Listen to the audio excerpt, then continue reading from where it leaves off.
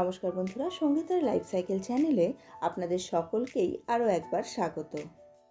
গরমের সিজন মানেই পাকা আম, আর আজকে আপনাদের সঙ্গে শেয়ার করব পাকা আমের একটি ভীষণ টেস্টি সহজ রেসিপি, পাকা আমের প্যানকেক। আর এই প্যানকেককে আরও টেস্টি বানিয়ে দেওয়ার জন্য এখানে রেখেছি ম্যাঙ্গো স্প্রেড। দুটো রেসিপি কিন্তু খুবই সহজ। আশা করছি আজকের এই রেসিপি দুটি আপনাদের পছন্দ হবে।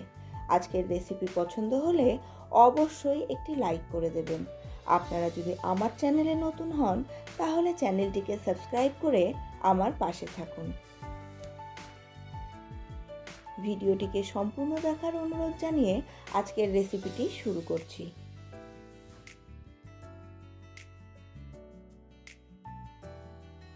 রেসিপির প্রথমেই বানিয়ে নেব ম্যাঙ্গো স্প্রেড, আর এটা বানাতে সময় লাগে মাত্র 10 থেকে 15 মিনিট। একটি ফ্রাইং প্যানের মধ্যে 1.5 টেবিল চামচ কর্নফ্লাওয়ার আর 3 থেকে 4 টেবিল চামচ ঘন দুধ নিয়ে কর্নফ্লাওয়ারটাকে প্রথমে দুধের সঙ্গে খুব ভালো করে মিশিয়ে নিয়েছি। খেয়াল রাখতে হবে কোনো দলা যেন না থাকে, আর অবশ্যই খেয়াল রাখবেন যাতে কড়াই বা ফ্রাইং প্যান আর দুধটা রুম টেম্পারেচারে রাখা থাকে। ভালো করে গলিয়ে নিয়ে এবার এর মধ্যে 2 থেকে 3 টেবিল চামচ কনডেন্স মিল্ক দিয়েছি, আবারও গুলিয়ে নিয়েছি। এরপর এখানে 1 কাপ পাকা আমের পিউরি দিয়ে দিয়েছি। পাকা আমটাকে আপনারা চাইলে ছেঁকে নিতে পারেন, আমি ছেঁকে নিইনি। এর মধ্যে সামান্য ছোট ছোট দানা আছে, আর এই দানাগুলোকে রেখেও দিয়েছি। এই স্প্রেডটা বানানোর পরে দানাগুলো যখন মুখে লাগবে আমার তো ভীষণ ভালো লাগে, তবে আপনাদের অপছন্দ হলে আপনারা অবশ্যই এটাকে ছেঁকে নিতে পারেন। ঠান্ডা অবস্থায় সবগুলোকে ভালোভাবে মিশিয়ে নিয়ে এবার কড়াইটাকে গ্যাসে বসান। গ্যাসের ফ্লেমটাকে লো টু মিডিয়ামে রাখবেন। কন্টিনিউয়াসলি নাড়তে হবে, না হলে কিন্তু নিচে লেগে যাবে। যেহেতু এর মধ্যে কর্নফ্লাওয়ার আছে তাই খুব তাড়াতাড়ি এটা ঘন হয়ে যাবে। স্প্রেডটা যখন বেশ খানিকটা ঘন হয়ে আসবে তখন এর মধ্যে মিশিয়ে নিন 2 থেকে 3 টেবিল চামচ চিনি। আমি এখানে চিনিটাকে পিষে নিয়ে তারপরে দিয়েছি। আপনারা চাইলে চিনিটাকেও প্রথমেই মিশিয়ে নিতে পারেন, তবে চিনিটা অপশনাল, এটাকে স্কিপ করতে পারেন। যখন দেখবেন আপনার বানানো স্প্রেডটা ভীষণভাবে এরকম ঘন হয়ে ফুটছে এবং খুন্তির গায়ে একটা পাতলা স্তর তৈরি করছে, তার মানে আপনার স্প্রেড তৈরি হয়ে গেছে। এবার গ্যাসের ফ্লেমটাকে অফ করে আরও মিনিট খানেক ভালোভাবে নাড়াচাড়া করে এরবার এটাকে ঠান্ডা করে নিন। স্প্রেডটা যখন ঠান্ডা হয়ে যাবে এটাকে যে কোনো এয়ারটাইট কন্টেনারে ভরে ফ্রিজে রেখে দিতে পারেন। 7 দিনের জন্য এটা একদম ভালো থাকবে, এর টেস্ট একটুও চেঞ্জ হবে না। আর আমের এই স্প্রেড লুচি, রুটি বা পরোটার সঙ্গে অসাধারণ লাগবে খেতে। আপনারা রুটি বা লুচি বানালেও এই স্প্রেডের সঙ্গে সার্ভ করতে পারবেন। এইবার বানিয়ে নেব প্যানকেকটা। প্যানকেক বানানোও ভীষণ সহজ।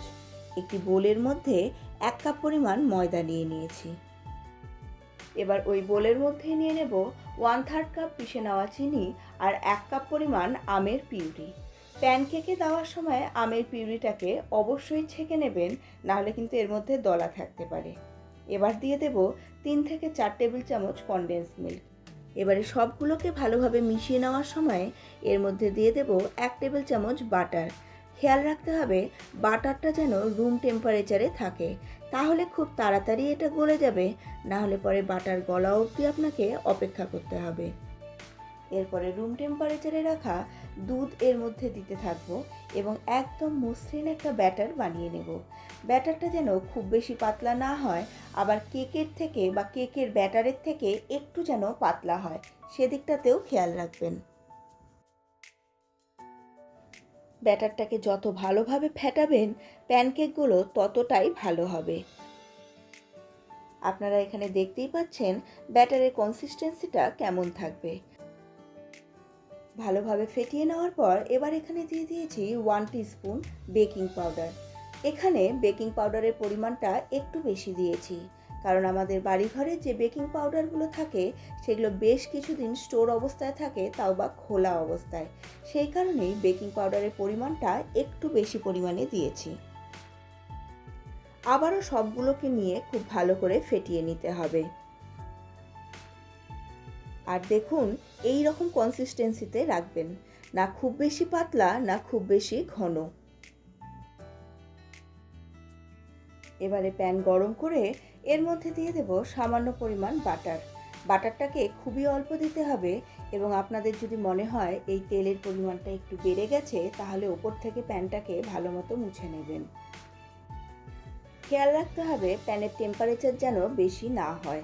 প্যানের টেম্পারেচার যদি বেশি হয়ে যায় তাহলে কিন্তু কিছুতেই প্যানকেকগুলো ভালো হবে না।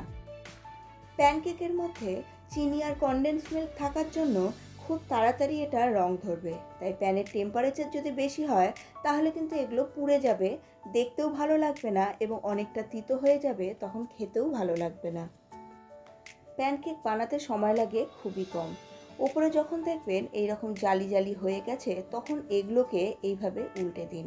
দেখুন এর কালারটা কত সুন্দর এসেছে। একদম নরম ফ্লাফি এই প্যানকেকগুলো দেখতে যতটা সুন্দর হয়েছে এগুলো খেতেও কিন্তু ততটাই ভালো হয়েছে। ভীষণ সফট, যেটা মুখে দিলে গলে যায়, আর একদম পারফেক্ট। প্যানকেকগুলো ভাজার সময় দেখবেন এক একটা প্যানকেক বানাতে আপনার খুব বেশি জোর 1 মিনিট মতো সময় লাগছে।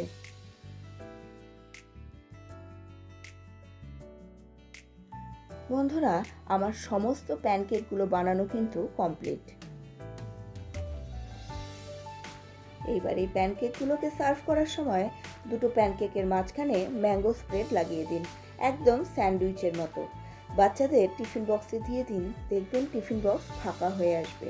এটা এত টেস্টি আর হেলদি যে সত্যি এটা বাচ্চাদের ভীষণ পছন্দ হবে।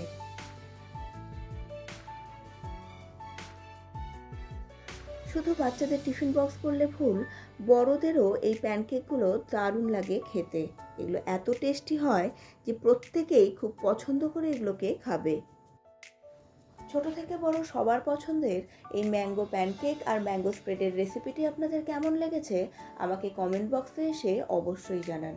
আজকের রেসিপিটি ভালো লাগলে অবশ্যই একটি লাইক করে দিন, আর আপনারা যদি আমার চ্যানেলে নতুন হন তাহলে চ্যানেলটিকে সাবস্ক্রাইব করে পাশের বেল বাটনের অলে ক্লিক করে দিন, তাহলে আমার প্রত্যেকটি নতুন রেসিপির নোটিফিকেশান আপনাদের কাছে পৌঁছে যাবে সবার আগে।